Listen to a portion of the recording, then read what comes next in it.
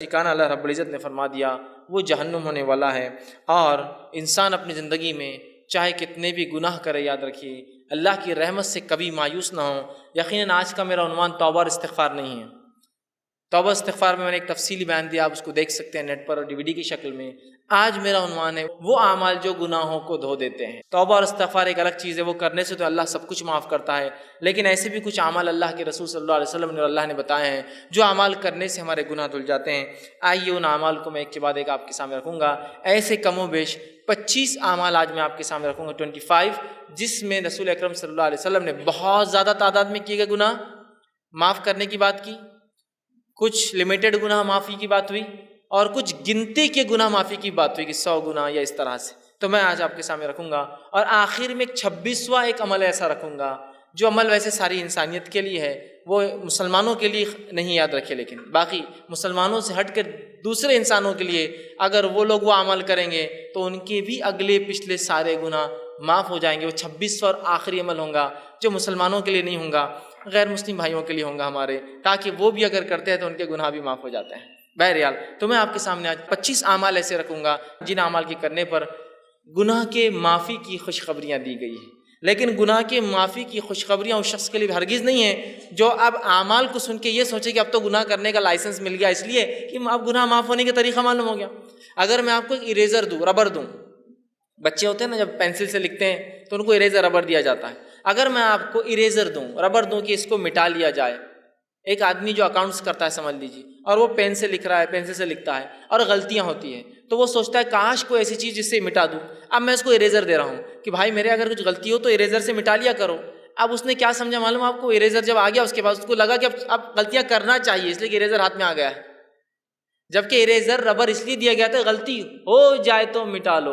تو توبہ اور استغفار اس لیے نہیں ہے کہ آپ گناہ کریں ہم اور توبہ کریں، وہ اس لیے کہ غلطیاں ہو جائے تو ہم توبہ کریں، معصیت ہو جائے تو آج جو عمل میں رکھوں گا ان کا مقصد بھی یہ جو ہو جاتے ہیں انسان ہونے کے ناطے، اس کو کیسے مٹایا جائے ان گناہوں کو۔ آئیے سب سے پہلا عمل قرآن سے کچھ 5 عمل رکھوں گا اور 20 باتیں جو حدیث سے میں رکھوں گا جو میں ملتی ہے۔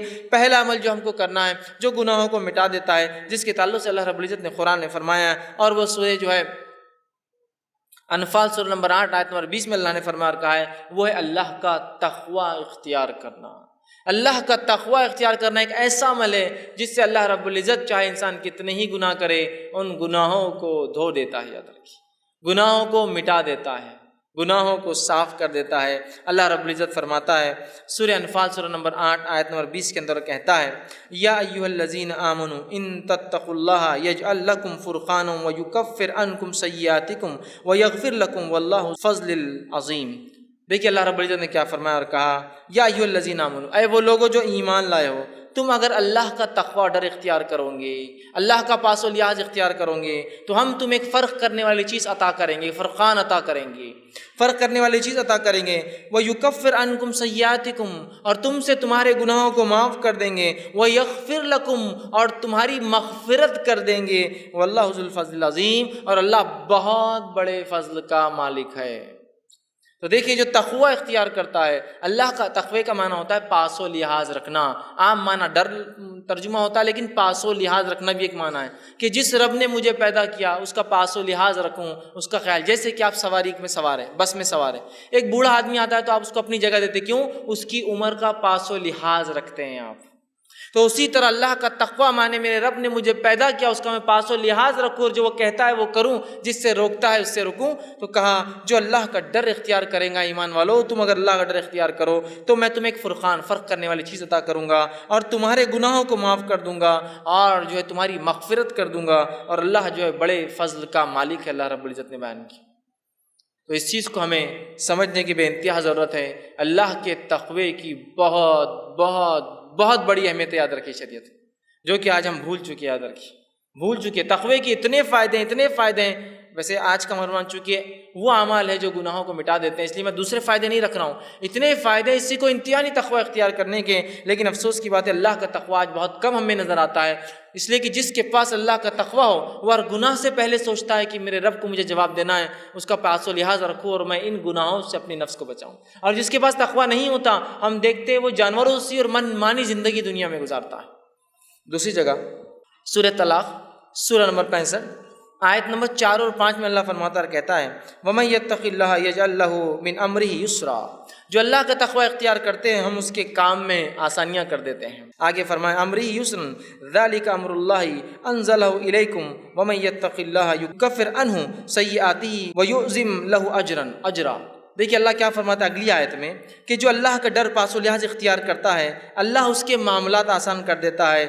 اور اللہ رب العزت آگے فرما رہا ہے کہ اللہ نے جو ہے تمہارے طرف ایک اپنا ایسا حکم اتارا ہے کہ اگر اس حکم کے مطابق تم تقوی اختیار کرو تو اللہ تمہارے گناہوں کو جتنے سیئات ہیں اس کو معاف کر دیں گا، اور اللہ تعالیٰ بہت بڑے اجر دینے پر قادر ہے، بہت بڑے اجر کا مالک ہے۔ تو یہاں بھی دیکھیے تقوی اختیار کریں گے تو معافی کی بات ہوئی، ہمارے گناہوں کو مٹا دینے کی بات ہو رہی ہے۔ تو سب سے پہلا کام مجھے اور آپ کو جو کرنا ہے وہ اللہ کا تقوی اختیار کرنا ہے، اس لیے کہ اس کے بہت سارے فائدے ہیں۔ نبی اکرم صلی اللہ علیہ وسلم جو خطبہ حاجہ پڑھتے ہیں اس خطبہ حاجہ میں یہ آیت آپ بار بار جو ہے تلاوت کیا کرتے تھے، جو میں نے بھی خطبے کے ابتدا میں پڑھی، یا ایھا الذین آمنوا اتقوا اللہ وقولوا قولا سدیدا، اے وہ لوگوں جو ایمان لائے ہو سیدھی اور سچی بات کرو، یصلح لکم اعمالکم، اللہ تمہارے اعمال کی اصلاح کریں گا، ویغفر لکم ذنوبکم، تمہارے گناہوں کو معاف کریں گا۔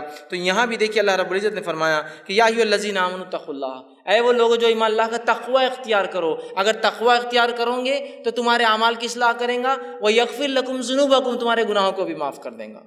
تو یہ بے انتہا ہمارے لیے ضروری ہے کہ ہم اللہ کا تقوی اختیار کریں اگر ہم چاہتے ہیں کہ اللہ ہمارے گناہوں کو معاف کرے۔ دوسرا عمل ہمیں جو کرنا ہے جو قرآن سے ملتا ہے، جس کی اختیار کرنے سے انشاءاللہ ہمارے گناہ دھل جائیں گے، معاف ہو جائیں گے، مٹا دیے جائیں گے، اللہ انہیں بخش دیں گا، اپنی رحمت سے انہیں ختم کر دیں گا، وہ عمل ہے اطاعت رسول صلی اللہ علیہ وسلم۔ نبی اکرم صلی اللہ علیہ وسلم کی اطاعت سارے زندگی کے ہر شعبے میں، پیدائش سے لے کر موت تک، لمیٹڈ ایڈیشن نہیں۔ ہمارے پاس سنت کی بات، اتباع سنت کی بات بہت مختصر ہوتی ہے، کبھی کبھار ہوتی ہے نا، بہت مختصر۔ کب جب جھگڑا ہو جائے تو چل رہا حدیث میں کیا آتا ہے چلو دیکھیں گے، عام اس میں نہیں، جب تک جھگڑا نہیں چلنے دو جو چل رہا ہے معاملہ ہے نا۔ یہ بڑی اہم چیز ہے زندگی کے ہر شعبے میں، ہر شعبے میں، کہ ہماری پیدائش کتاب و سنت کے مطابق، ہمارے جو ہے موت کتاب و سنت کے مطابق، ہمارے نکاح کتاب و سنت کے مطابق، ہمارے معاملات کتاب و سنت کے مطابق، ہمارا لین دین کتاب و سنت کے مطابق، ہمارے اخلاق کتاب و سنت کے مطابق، ہمارا اٹھنا، سب چیزیں نبی اکرم صلی اللہ علیہ وسلم کے مطابق ہو۔ یہ نہیں کہ بس زندگی کے مخصوص شعبہ میں تو اختیار کر لیے باقی میں وہی معاملہ چل رہا ہے۔ اطاعت رسول صلی اللہ علیہ وسلم کا نتیجہ یہ سورہ آل عمران سورہ نمبر 3 آیت نمبر 31 میں اللہ نے فرمایا، جو خطبے میں نے آیت تلاوت کی، قل ان کنتم تحبون اللہ فاتبعونی یحببکم اللہ ویغفر لکم ذنوبکم واللہ غفور رحیم۔ اے نبی کہہ دیجئے، قل ان کنتم تحبون اللہ، اگر تم اس کا دعویٰ کرتے ہو کہ تم اللہ سے محبت کرتے ہو، فاتبعونی، تو تمہیں، اے نبی کہہ دیجئے لوگوں سے، اگر تم دعویٰ کرتے ہو اللہ کی جو ہے محبت کا، تو میری اتباع کے سوا کوئی چارہ نہیں ہے۔ نبی کو کہا جا رہا ہے کہو وَيَغْفِرْ لَكُمْ ذُنُوبَكُمْ، اور جو نبی کی اتباع کریں گا اللہ اس کے گناہوں کو معاف کر دیں گا، واللہ غفور الرحیم، اللہ بہت زیادہ بخشنے والا اور رحم کرنے والا ہے۔ تو یہاں دیکھیے بات واضح ہو رہی ہے، اور ایسی کئی آیتیں ہیں، سینکڑوں آیتیں قرآن میں، کہ نبی کی اتباع کرنے والے کے گناہ معاف ہو جاتے ہیں، اور نبی کی موجودگی میں تیز آواز سے بات کرنا بھی اعمال کو برباد کرنے کے لیے اور جہنم میں جانے کے لیے کافی ہوتا ہے۔ دونوں ہی بات یاد رکھیں، نبی کی اتباع گناہوں کو معاف کر دیتی ہے، اور نبی کی نافرمانی اس حد تک کہ نبی کے موجودگی میں تیز آواز سے بات کرنا بھی انسان کے جو ہے گناہوں کو معاف کر دے، جو ہے انسان کے جو ہے نیکیوں کو، اگر نبی کی موجودگی میں تیز آواز سے بات بھی کرے تو اس کی نیکیاں برباد ہو جاتی ہے، یاد رکھیے، اس کے نام عمل خالی ہو سکتا ہے۔ سورہ جو ہے حجرات اٹھا کر آپ دیکھیے، ابتدائی آیت اسی پر ہے، نبی کی موجودگی میں تیز آواز بھی نہیں کرنا ہے، یاد رکھیے، یہ بات بڑی اہم ہے۔ اور نبی کے ادب میں ایک چیز یہ بھی یاد رکھیے، نبی کے ادب میں یہ چیز شامل ہے کہ نبی کا نام لے کر نہ پکارا جائے۔ اللہ رب العزت نے اپنی کتاب میں رسول اکرم صلی اللہ علیہ وسلم کو صرف 4 بار نام سے پکارا ہے۔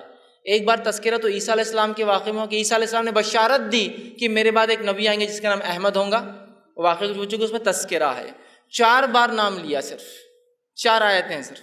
اس کے بعد جو اللہ رب العزت نے یا ایھا الرسول، یا ایھا النبی، یا مدثر، یا مزمل، ہے نا، نام لیا، ادب ہے۔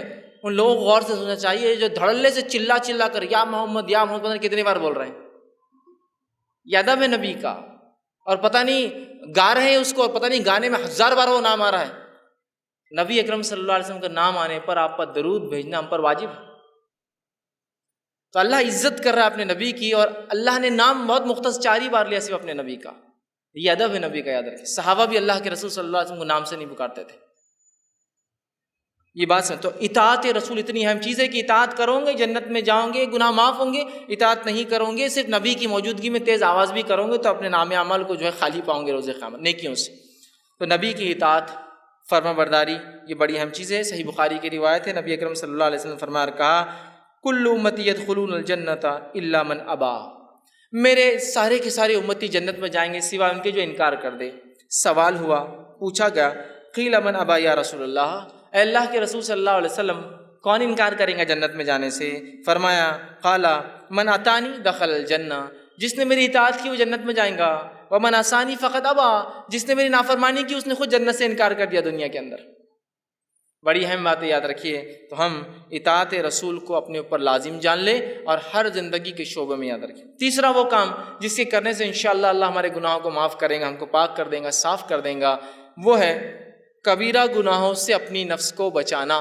قرآن میں اللہ رب العزت فرماتا ہے سورہ نساء سورہ نمبر 4 آیت نمبر 31 میں، اور کہا ان تجتنبوا کبائر ما تنہون عنہ نکفر عنکم سیئاتکم وندخلکم مدخلا کریما، کہ اللہ فرماتا ہے ان تجتنبوا کبائر، کہ اگر تم کبیرہ گناہوں سے اگر بچتے رہو جس سے تمہیں روکا گیا ہے، نکفر عنکم سیئاتکم، تو ان کبیرہ گناہوں سے بچنے کی بنیاد پہ ہم تمہارے گناہوں کو دوسرے معاف کر دیں گے۔ پتہ چلا کہ کبیرہ گناہوں سے بچنا ضروری ہے اگر صغیرہ گناہوں کو ہم معاف کروانا چاہتے ہیں تو، اس لیے کہ کبیرہ گناہ کے لیے تو توبہ لازم ہے، بچنا بھی ضروری ہے تاکہ صغیرہ گناہ معاف ہو۔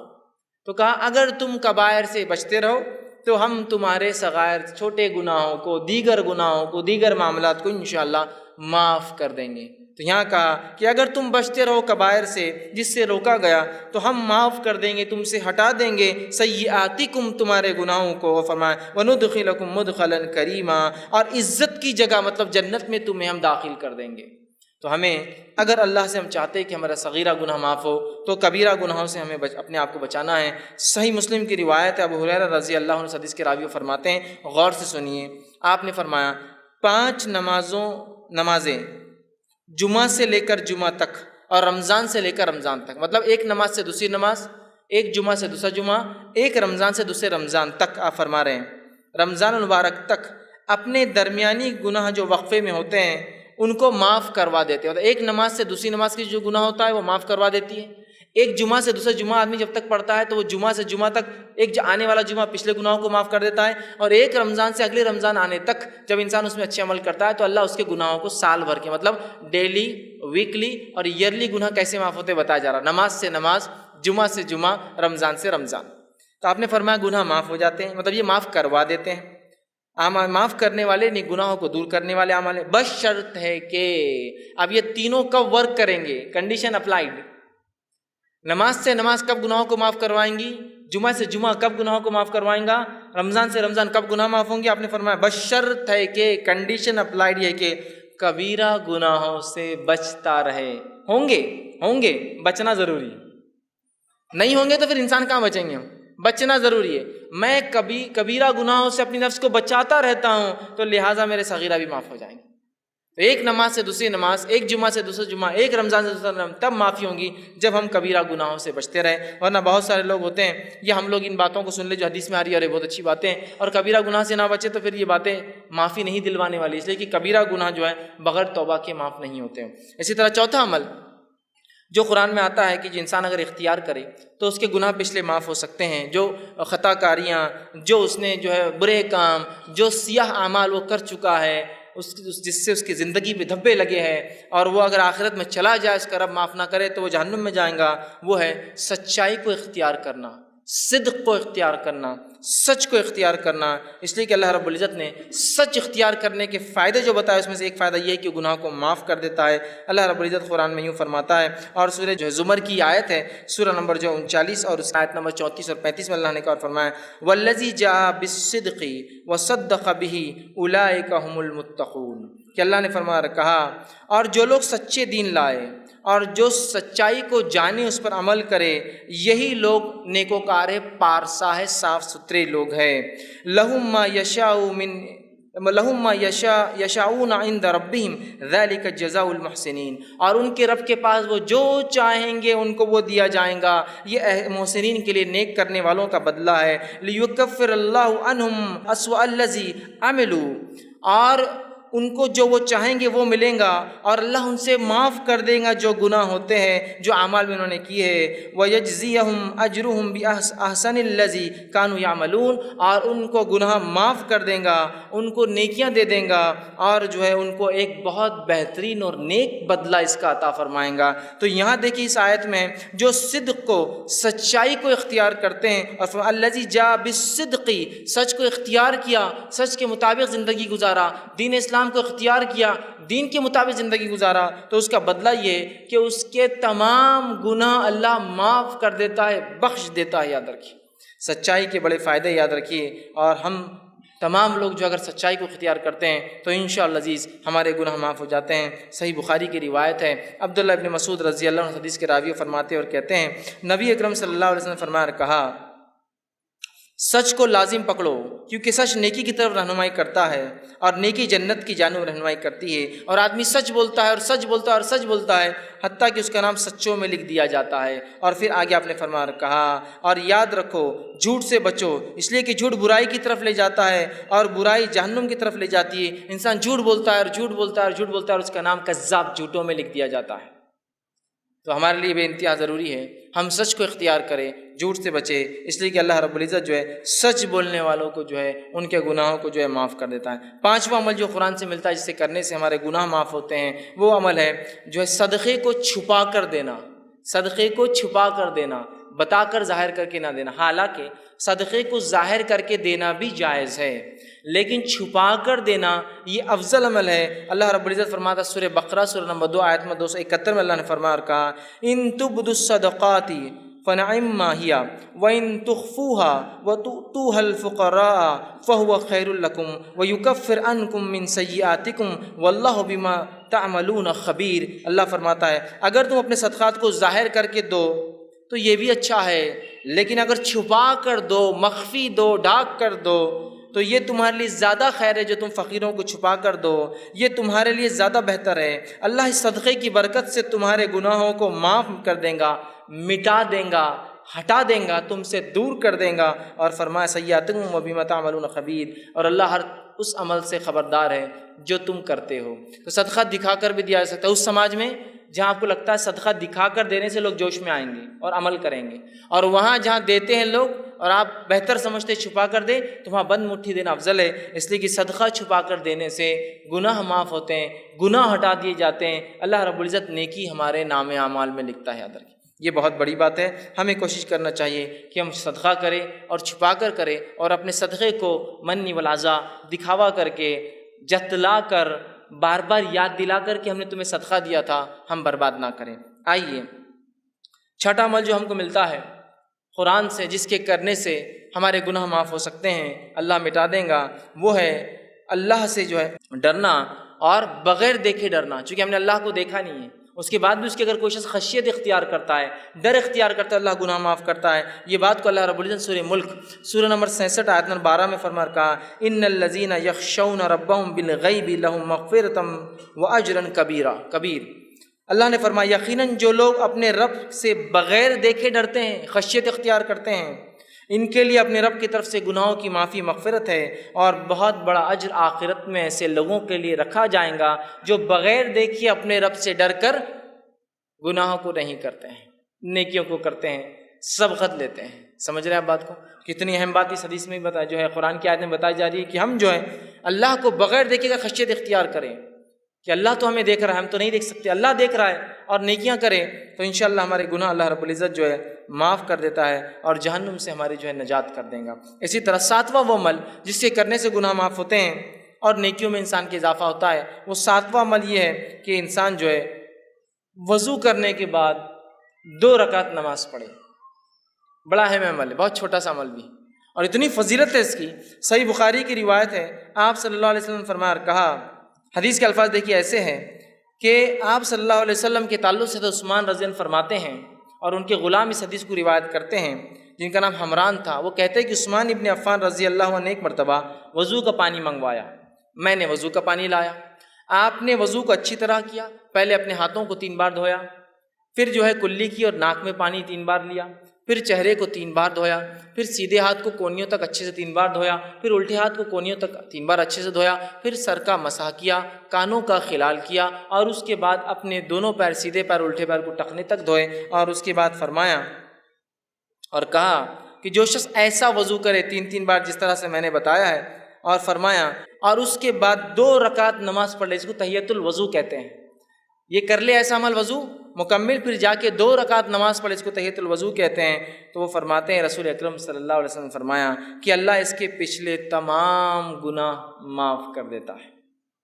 لیکن اس حدیث میں ایک بات اور جو اضافی آتی ہے، دوسری روایتوں میں الفاظ آتے ہیں، وہ یہ ہے کہ وہ 2 رکعت نماز پڑھے وضو کے بعد، اور ایسی پڑھے کہ دل میں دوسرے کوئی خیالات نہ آئے، کوئی خیالات نہ آئے کہ یہ کیا ہو رہا ہوگا، وہاں کیا ہو رہا، بزنس سے کیا، یہاں جائے، کوئی خیال نہ آئے، تو اس کے پچھلے سارے گناہ معاف کر دی جاتے ہیں۔ لیکن ایک بات میں یہاں ضرور رکھنا چاہوں گا، وہ یہ ہے کہ یہ تمام صغیرہ گناہ معاف ہوتے ہیں، کبیرہ گناہ بغیر توبہ کے معاف نہیں ہوتے، یہ بات یاد رکھ لیجیے، اس کے لیے توبہ ضروری ہے، اور بندوں کا حق ہے تو بندے سے معافی بھی ضروری ہوتی ہے، لیکن یہ صغائر سارے معاف ہو جائیں گے، صرف ایک عمل دیکھیے، اچھے سے وضو کرنا پرفیکٹلی، اور جا کے 2 رکعت نماز پڑھنا تحیۃ الوضو، گناہ سارے اس کے معاف ہو جائیں گے۔ اسی طرح جو ہے صحیح بخاری کی روایت ہے، جو حضرت عثمان رضی اللہ عنہ جب وضو کر چکے تو کہنے لگے کہ تم کو ایک حدیث سناتا ہوں، مطلب انہوں نے وضو کیا اور حدیث سنائی دوسرے لوگوں کو، اور کہا رسول اکرم صلی اللہ علیہ وسلم نے جو ہے میرے سامنے ایسا وضو کیا، اور کہا جو شخص اچھے سے اس طرح سے وضو کرے، اور پوری حدیث ان کو سنائی، اور اچھی طرح وضو کرنے کے بعد 2 رکعت نماز پڑھے، تو اس نے جتنے گناہ کیے ہوں گے اس نماز کی وجہ سے دوسری نماز تک، مطلب ایک نماز سے دوسری نماز تک وہ سارے گناہ بھی معاف، مطلب ایک انسان نے وضو کیا، وضو کرنے کے بعد ایک نماز پڑھی، سمجھ لیجیے تحیۃ الوضو نہیں، ایک نماز پڑھی، اگر یہ نماز کیا تو پھر دوسری بار وہ مسجد میں آتا ہے، پھر اچھے سے وضو کرتا ہے اور نماز پڑھتا ہے، تو یہ نماز سے وہ نماز تک بھی اس سے گناہ معاف ہو جاتے ہیں، اور اوپر والی روایت میں تھا کہ سارے گناہ معاف ہو جاتے ہیں۔ تو دیکھیے کتنی بڑی باتیں بتائی جا رہی ہے صرف وضو کر کے اچھے سے نماز پڑھنے پر۔ 8واں پوائنٹ جس کے کرنے سے 8ویں بات جس سے حدیث میں آتا ہے کہ گناہ معاف ہو سکتے ہیں، وہ یہ ہے کہ نماز کے لیے اچھے سے وضو کرنا، جہاں وضو کے بعد نماز پڑھنا گناہ کو معاف کرتا ہے، وہیں اپنی ذات سے وضو کرنا بھی گناہوں کو معاف کرتا ہے، یاد رکھیے، جہاں اچھے سے وضو کر کے نماز پڑھنا ثواب دیتا ہے، وہیں صرف اچھے سے وضو کرنا بھی انسان کے گناہ معاف کر دیتا ہے۔ اس سے ایک بات جو پتہ چل رہی ہے، اور بھی حدیث ابھی آگے آ رہی ہے جو پتہ چلیں گی، وہ یہ ہے یہ تمام باتیں اس شخص کے لیے جو مسجد آتا ہے اور نماز پڑھتا ہے۔ نمازی جو نہیں ہے اس کے لیے سارے دروازے بند ہو جاتے ہیں۔ دیکھیے خود دیکھیں وضو کون کرے گا؟ جو نماز پڑھتا ہے۔ تحیۃ الوضو کون پڑھے گا؟ جو نماز پڑھتا ہے۔ تحیۃ المسجد کون پڑھے گا؟ جو نماز پڑھتا ہے۔ نفل اور مؤکدہ اور فرض کون پڑھے گا؟ جو نماز پڑھتا ہے نا؟ تو یہ ثواب سارے نمازیوں کے لیے۔ اب جو آدمی نماز نہ پڑھتا ہو تو اندازہ لگائے اس کے گناہ کتنے بڑھ رہے ہیں، اور صاف کرنے کا کوئی راستہ ہی نہیں ہے اس کے پاس۔ تو مسجدوں سے اپنا رشتہ جوڑ لے، ہم یاد رکھیے، تاکہ جانے انجانے میں جو گناہ ہو رہے سب معاف ہوتے جائیں گے ایک کے بعد ایک۔ کہ تو ایک وضو کرا، اچھے سے 2 رکعت پڑھی، سارے گناہ معاف۔ ایک وضو کے بعد نماز پڑھی، اگلے وضو کے بعد نماز پڑھی تو بیچ کے گناہ معاف۔ ساری باتیں تو نمازیوں کے تعلق سے آ رہی ہیں۔ آئیے وضو خود کرنے سے بھی گناہ معاف ہو جاتے ہیں، اللہ رب العزت گناہوں کو معاف کرتا ہے۔ صحیح مسلم کی روایت ہے، رسول اکرم صلی اللہ علیہ وسلم کے تعلق سے ابو ہریرہ رضی اللہ عنہ فرماتے اور کہتے ہیں، کیا میں تمہاری رہنمائی نہ کروں ایسے کاموں پر جن کی وجہ سے اللہ تعالیٰ تمہارے گناہوں کو مٹا دے؟ اللہ کے رسول نے فرمایا، کیا تمہاری رہنمائی کروں، میں گائیڈنس کروں تمہارا ایسے اعمال کی طرف جن کے کرنے سے اللہ تمہارے گناہوں کو مٹا دے گا اور ان کے درجات بھی بلند کریں گا، تمہارے مقامات بھی بلند کریں گا؟ اور لوگوں نے کہا، اللہ کے رسول صلی اللہ علیہ وسلم کیوں نہیں، آپ ذرا بتائیے۔ تو آپ صلی اللہ علیہ وسلم نے فرمایا اور کہا، وضو کا پورا کرنا جو ہے سختی اور تکلیف میں، وضو کو اچھے سے کرنا کمپلیٹ، سختی اور تکلیف سے مراد سردی کے دن ہے، پانی ٹھنڈا ہے، گرمی کے دن ہے، پانی گرم آ رہا ہے، اوپر ٹھنڈا گرم ہو چکا ہے دن بھر میں، ہے نا، ہوتا ہے نا۔ تو سردی اور گرمی میں، چونکہ ہم جس علاقے میں ہوتے ہیں ہم کو گرمی کا وضو نہیں معلوم، سردی کا وضو معلوم، صرف تکلیف دہ ہوتا ہے بہت۔ گرمی کا وضو بھی اگر آپ کو دیکھنا ہے تو آپ کبھی دیکھ سکتے ہیں۔ ایک مرتبہ میرا راجستھان کا سفر ہوا پروگرامز کے سلسلے میں، وہاں میں گیا، ایک مقام پہ اترا تو صاحب مجھ سے کہنے لگے، آپ کیا غسل لیں گے؟ تو میں نے کہا ہاں، بہت سفر میں تھکان ہو گئی، بڑا پسینہ، گرمی تھی۔ تو کہا بیٹے برف کی سیل ڈال دو وہ بکیٹ کے اندر جا کر۔ وہ پریشان ہوں گے، برف کی سیل بکیٹ میں کیوں ڈال دو؟ اور واقعی میں انہوں نے اچھا کیا تھا، برف کی سیل ڈالی تھی بکیٹ میں، ورنہ وہ پانی اتنا گرم تھا کہ آپ ہاتھ بھی نہیں لگا سکتے اس کو، چونکہ گرمی کی وجہ سے وہاں سردی میں جتنا ٹھنڈا ہوتا ہے تو گرمی میں پانی اتنا 50 ڈگری 60 ڈگری تک چلا جاتا ہے گرم۔ آپ اسے نہ وضو کر سکتے ہیں نہ اسے نہا سکتے ہیں۔ تو یہاں آپ نے فرمایا تکلیف اور مشقت میں، چاہے سردی کی وجہ سے ہو چاہے گرمی کی وجہ سے ہو، اچھا وضو کرتا ہو، پرفیکٹ وضو۔ یا ایک معنی یہ بھی ہو سکتا ہے بیمار ہے، بہت مشکل ہوتی ہے کچھ حصوں پہ کرنا، پھر بھی وہ اچھے سے کرتا ہے رک کر انتظار کر کے۔ یا ایک معنی یہ بھی ہو سکتا ہے معذور ہے، بہت تکلیف ہوتی ہے کہ پھر بھی اچھے سے وضو کرتا ہے اپنے رب کو راضی کرنے کے لیے۔ تو کہا تکلیف میں، حدیث کے الفاظ سے تکلیف ہے، باقی سردی کی ہو سکتی ہے، گرمی کی ہو سکتی ہے، معذوری کی ہو سکتی ہے، بیماری کی ہو سکتی ہے، اور مسجد کی طرف جو ہے اپنے قدم بڑھاتا ہے جاتا ہے۔ تو آپ نے فرمایا کہا قدموں کی جو ہے کثرت ہونا اور ایک نماز کے بعد دوسری نماز کا انتظار کرنا، جو ہے یہ فرمایا کہ جو شخص اچھے سے وضو کرے اور مسجد کی طرف جائے، مطلب کثرت سے مسجد کی طرف جاتا ہے اور ایک نماز سے دوسری نماز کا انتظار کرتا ہے، یہ تینوں لوگوں کے گناہ معاف کر دی جاتے ہیں۔ کون؟ پہلا انسان اچھے سے پرفیکٹ وضو کرنے والا، دوسرا کثرت سے پیدل مسجد جانے والا، اور تیسرا فرمایا ایک نماز کے بعد دوسری نماز کا انتظار کرنے والا۔ ان کے گناہوں کے تعلق سے فرمایا آپ نے یہ گناہ معاف کر دی جاتے ہیں۔ آپ نے صحابہ سے پوچھا کیا بتاؤں؟ صحابہ نے کہا بتائیے۔ آپ نے بتایا گناہ معاف کرنے والے اعمال ہیں۔ دیکھیے یہ باتیں بھی سب نمازیوں کے لیے، پھر یہ بڑی اہم بات ہے، ہم لوگ بس نماز سے جڑ جائیں، مسجدوں سے رشتہ جڑ جائے ہمارا، بس پھر انشاءاللہ عزیز بہت ساری مغفرتیں تو یہیں آتی رہیں گی، بہت سارے اعمال کی معافی ہوتے رہیں گی۔ اسی طرح جو ہے صحیح مسلم کی ایک بہت لمبی روایت ہے، اس روایت کے آخری الفاظ ایسے ہیں، ایک صحابی تھے جو اللہ کے رسول صلی اللہ علیہ وسلم کے پاس آئے، جن کا نام عمرو بن جو ہے ابسا تھا، اور یہ آ کر ایمان قبول کرتے ہیں، غیر مسلم تھے، ایمان قبول کیا، اسلام قبول کیا۔ اسلام قبول کرنے کے بعد اللہ کے رسول بہت ساری باتیں کی، بہت لمبی حدیث ہے۔ حدیث کے آخر میں ایک جملہ آتا ہے، انہوں نے پوچھا اور کہا میں نے عرض کیا اے اللہ کے رسول صلی اللہ علیہ وسلم مجھے وضو کے بارے میں کچھ بتائیے۔ نبی اکرم صلی اللہ علیہ وسلم نے فرمایا جب تم میں سے کوئی اللہ کا بندہ وضو کا پانی لے کر کلی کرتا ہے اور ناک میں ڈالتا ہے تو اس کے جتنے گناہ منہ سے اور ناک سے ہوئے سارے معاف کر دیے جاتے ہیں۔ تم میں سے کوئی شخص جب وضو کرتا ہے، کلی کرتا ہے، ناک صاف کرتا ہے تو منہ سے ہونے والے اور ناک سے ہونے والے گناہ جو ہے اس کے نتنیوں سے ہونے والے گناہ سب جھڑ جاتے ہیں۔ پھر جب وہ منہ دھوتا ہے جیسے اللہ نے اسے حکم دیا ہے تو چہرے کے سارے گناہ اس کے دھل جاتے ہیں، ٹپک جاتے ہیں، جھڑ جاتے ہیں۔ پھر اپنے ہاتھوں کو جب کونیوں تک دھوتا ہے تو کونیوں تک دھونے سے جو پانی ٹپکتا ہے سارے گناہ ہاتھوں کے جھڑ جاتے ہیں۔ پھر اس کے بعد آپ نے فرمایا کونیوں تک دھوتا ہے تو گناہ اس کے ہاتھوں سے جو ہے انگلیوں کے پور کے راستے سے سارے گناہ جھڑ جاتے ہیں۔ پھر جب سر کا مسح کرتا ہے تو سر اور بالوں سے ہونے والے تمام گناہ جو پانی نترتا ہے اس سے ختم ہو جاتے ہیں۔ پھر جب پیر دھوتا ہے اور انگلیوں کا خلال کرتا ہے تو پیر سے ہونے والے تمام گناہ جو ہے اس میں ختم ہو جاتے ہیں۔ تو دیکھیے وضو کے بعد نمازی نہیں، خالی وضو کرنا بھی سارے گناہوں کو معاف کر دیتا ہے۔ تو ہم کوشش کریں اپنے وضو کو ہم پرفیکٹلی کریں۔ آئیے اس کے آگے بڑھتے ہیں۔ نواں وہ کام جسے کرنے سے ہمارے گناہ معاف ہو جاتے ہیں وہ ہے سورۃ الفاتحہ جب نماز میں پڑھی جاتی ہے تو اس کے بعد آمین کا کہنا۔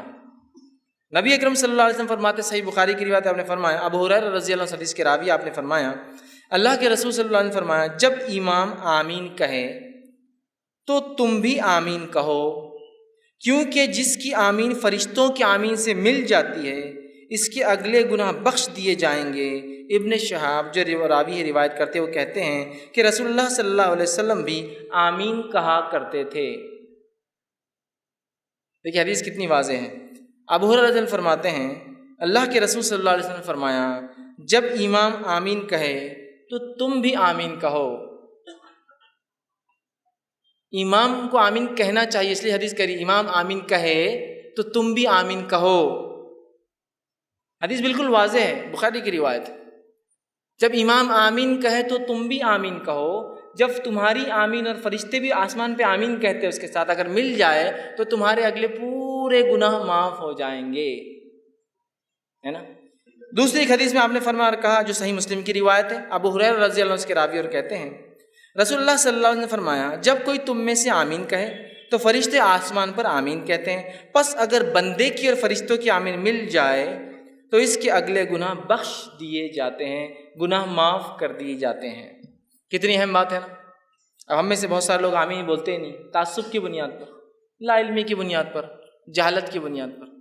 یہ تو بات بہرحال ہو سکتی ہے، بہت سے لوگ اختلاف کرتے ہیں آمین تیز بولا جائے ہلو بولا جائے، لیکن جو آیت جو حدیث ہے بخاری کی واضح ہے جب امام آمین کہے تو تم بھی آمین کہو۔ مطلب امام کو کہنا چاہیے، اسی طرح اللہ کے رسول فرمایا جب امام کہے تو تم بھی کہو۔ ہے نا. اور اللہ کے رسول خود کہتے تھے، اس لیے صحابہ نے سنا، پیچھے کہتے تھے تبھی تو سنا نا. اب کچھ لوگ کہتے نہیں وہ ہلو سے کہنا چاہیے. ٹھیک ہے، اس بات کو بھی اگر میں مان لوں، for the sake of argument بولتے ہیں نا، بحث کے تک ٹھیک ہے، بات مان لیں کہ ہلو کہنا چاہیے، لیکن ہلو ہو یا تیز ہو کہنا تو ہے نا. لیکن ہلو ہے اور تیز ہو کہنا تو ہے نا. اب دیکھیے ہمارے پاس کیا ہو رہا ہے، غیر المغضوب علیہم ولا الضالین آمین انا اعطیناک الکوثر فصلی. اب اس میں تیز اور ہلو آمین کہاں ہے؟ چلیے آپ کہہ رہے ہیں کہ نہیں ہلو کہنا، ٹھیک ہے ہلو بولیں گے، لیکن آپ نے تو رکا ہی نا، ایسی گاڑی لے گئے کہ وہ اسپیڈ بریکر سے بھی سیدھا چلے گئے. غیر المغضوب علیہم ولا الضالین، ٹھیک ہے آپ زور سے نہیں بولنا چاہتے، لیکن بولنا تو ہے نا، دل میں بھی رکنا تو پڑے گا نا. بھاگ گئے آپ دوسری صورت کی طرف. امام کو چاہیے کہ وہ امامت کے ادب سیکھے. نبی اکرم صلی اللہ علیہ وسلم کی واضح حدیث ہے، اتنی بڑی فضیلت کو آپ چھوڑ دیتے اتنے آسانی سے. جہاں فضائل ثابت نہیں وہاں تو من مانے فضائل گڑھے جا رہے ہیں کہ یہاں سے کچھ لوگ گئے تو اللہ نے پورے خبر والوں کی مغفرت کر دیا. تم کو کیسے پتا چلا؟ رسول اللہ صلی اللہ علیہ وسلم تو چلے گئے، وہی تو بند ہو گئی، آج کیسے پتا چلا کہ فلاں لوگ فلاں جگہ سے گزرے تو اللہ نے پورے مردوں کی والے مغفرت کر دی؟ تھا آپ کو کیسے پتا چلا؟ تو جو فضائل نہیں آپ بیان کرتے رہو، جو موجود ہے کہ تم آمین کہو جب امام آمین کہے، اس لیے کہ اگر تمہاری آمین فرشتوں کے آمین سے ملتی ہے تو تمہارے گناہ معاف ہوں گے. یہ بات کچھ ذرا سمجھ میں نہیں آتی ہم کو. کسی کو ڈسٹرب ہو جاتی نماز اس کی، اور انہیں بولا نماز ڈسٹرب ہو جاتی آمین کہنے سے. میرے بھائی اللہ کے رسول صلی اللہ علیہ وسلم کا فرمان ہے، میری اور آپ کی بات نہیں ہے نا، میری اور آپ کی بات نہیں ہے.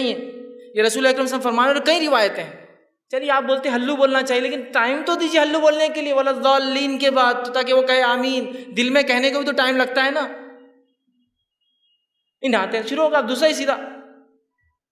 تو بہرحال ایک بہت عمل پھر اہم ہم چھوڑ دے رہے. اس کا مطلب 10واں وہ عمل جس کے کہنے سے گناہ معاف ہو جاتے وہ عمل ہے جب امام کہے سمیع اللہ لمن حمدہ تو پھر مقتدی کہے ربنا ولک الحمد کہنا چاہیے. اس کی بڑی فضیلت صحیح بخاری کی روایت آپ نے فرمایا کہ جب امام کہتا سمیع اللہ لمن حمدہ تو جو آپ نے فرمایا کہے تو تم مطلب مقتدی جو پیچھے پڑھتے ہیں اللہم ربنا لک الحمد یہ کہو. تو اگر یہ کہنا فرشتوں کے کہنے سے مل جاتا ہے، مطلب فرشتے بھی یہ کہتے ہیں آسمان مل جاتا ہے، تو آپ نے فرمایا تمہارے اگلے سارے گناہ معاف ہو جاتے ہیں.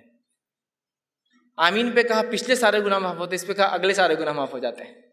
مطلب آپ نے سورہ فاتحہ پڑھی، آمین کا گناہ اگلے معاف ہو گئے، جس کے بعد سمیع اللہ لمن حمدہ ربنا لک الحمد پڑھا، پچھلے گناہ معاف کرا لیے اپنے. کتنی اہم فضیلت ہے نا یاد. تو ہمیں سمیع اللہ لمن حمدہ کے بعد ربنا لک الحمد بھی کہنا چاہیے، یاد رکھیے.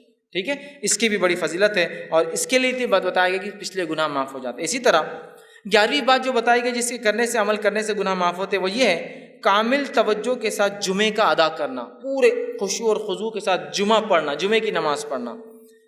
مطلب یہ ہفتے والے گناہ کیسے معاف ہو وہ آئی بات ہے. وہ روز کے گناہ تھے، مطلب نماز سے نماز تھے. اب ویکلی گناہ کیسے معاف ہو سکتے ہیں ہمارے جمعے سے جمعہ. آپ صلی اللہ علیہ وسلم فرمایا کہا، بخاری کی روایت ہے، سلمان فارسی رضی اللہ عنہ حدیث کے راوی ہے، وہ کہتے ہیں کہ اللہ کے رسول صلی اللہ علیہ وسلم فرمایا کہا جو آدمی جمعے کے دن غسل کرتا ہے اور اتنا پرفیکٹ جہاں تک ہاتھ جاتا ہے اپنے آپ کو اچھے سے صاف کرتا ہے، اچھے سے دھوتا ہے، پھر فرمایا صفائی کرتا ہے جہاں تک بھی ہاتھ جاتا ہے، پھر اپنے تیل میں سے تیل لگاتا ہے، مطلب اپنے بالوں میں تیل لگاتا ہے، پھر اپنے گھر والوں کی خوشبو میں سے خوشبو لگاتا ہے، مطلب اگر میسر نہ ہو خود کی نہ ہو تو گھر والوں کی خوشبو بھی لگا سکتا ہے، لے کر خوشبو لگاتا ہے، عطر لگاتا ہے. پھر کہتے ہیں پھر نکلے اور مسجد میں آئے اور اگلی صفوں میں بیٹھے، آگے بیٹھے جا کر. اس کے بعد جو ہے 2 آدمیوں کو الگ نہ کرے، مطلب پیٹ انگال کے نہ جائے، 2 آدمیوں کو الگ نہ کرے، اگلی صف میں جا کے بیٹھے، اور اس کے بعد جتنی نماز اس کے مقدر میں ہوتی نماز کو ادا کرے، مطلب جتنی ہو سکتی نفل پڑھے، سنت و نوافل کا اہتمام کرے. جب امام خطبہ دیتا ہے تو خاموش رہ کر غور سے اس کے خطبے کو سنے کہ وہ کیا کہہ رہا ہے، اور اس کے بعد جمعہ ادا کرے. تو ایسے انسان کے ایک جمعہ سے لے کر دوسرے جمعہ تک تمام گناہ معاف ہو جاتے ہیں. جمعہ پڑھنا ہے خشوع اور خضوع کے ساتھ، ویکلی گناہ معاف کروا لینا ہے.